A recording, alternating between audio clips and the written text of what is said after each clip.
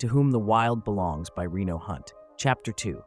The Best Western had not changed much in 15 years. He took the 3 steps up into the lobby and nostalgically scanned his surroundings.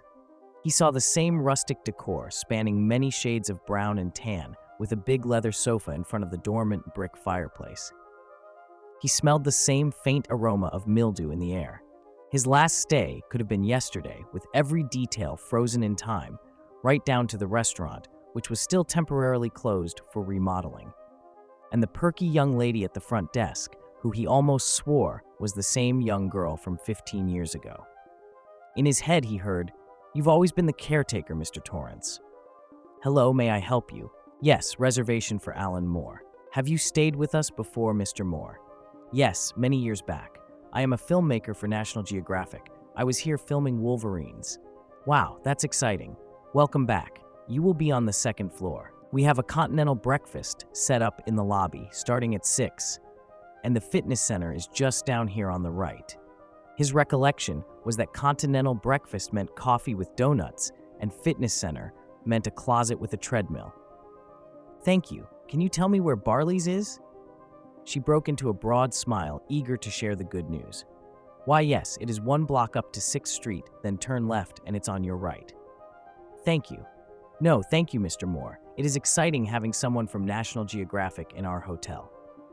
After washing the travel off of his face and the back of his neck, Alan walked up the street and turned left, just as she had told him, to find a pleasant surprise. This place was not here on his last visit, and from the outside looked very classy. He was reluctant to go out tonight as he would have a busy day tomorrow, but he said he would, so he should at least make a quick appearance. Alan paused as his fingers wrapped around the smooth, rustic curves of the handle on the heavy wooden door. It gave him a comforting feeling, even though the nerves were clenching his stomach. He pulled the door open and stepped inside. The daylight was pinched off as the big door crept closed behind him. Barley's was a world of rich almond-stained wood with the sparse light glimmering off of the polished brass of the bar like the luster of gold.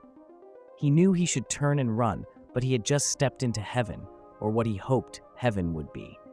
Who could run from that? National Geographic is in the house. The man from the airport belted out as he stepped around the opening at the end of the bar and slipped an arm around Alan, guiding him forward. "You an ale or lager, man?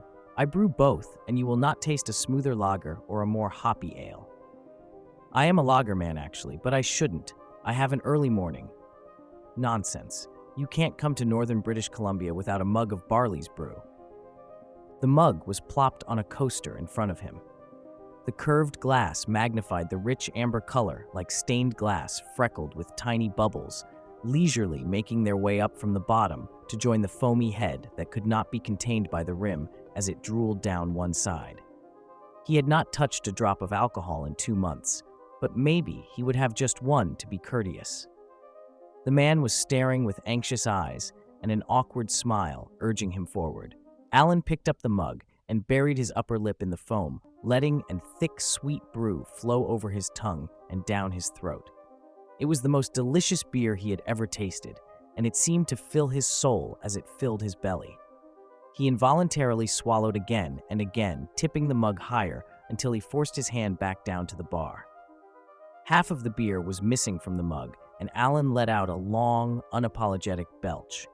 "Oh my God, that is good!" The proprietor burst out in a deafening laugh and slapped Alan hard between the shoulder blades.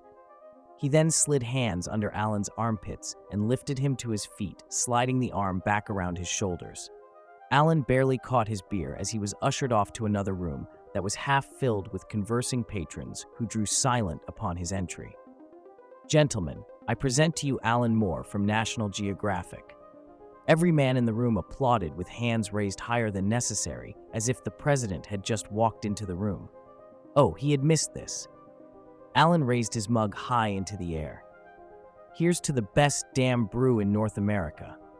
Cheers rained down around him as he shook hands around the room, sharing the broad smiles and shoulder grabs as if old friends were reuniting after decades apart. Before he knew it, they were gathered around him as he regaled tales of great adventures from all over the world and struggled to finish off his mug before another frothy treasure was placed on the table before him. Alan was the center of attention, like never before. He was nearly floating with pride as the beer went down and the stories drew out, and the storm rolled in.